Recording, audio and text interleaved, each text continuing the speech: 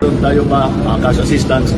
Ang binibigay natin ngayon 5,000 para sa mga partially damaged na bahay at 10,000 para sa completely damaged na bahay.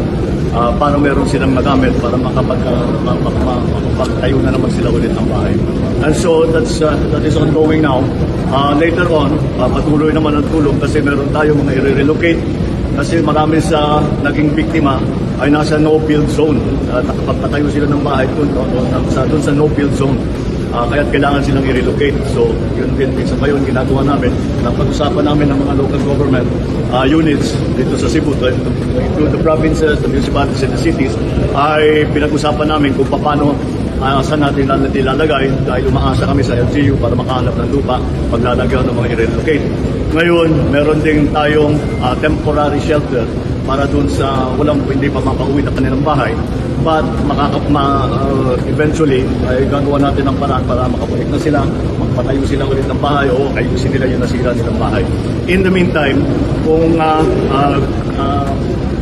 meron tayo pa cash assistance, ang binibigay natin ngayon 5,000 para sa mga partially damaged na bahay at 10,000 para sa completely damaged na bahay.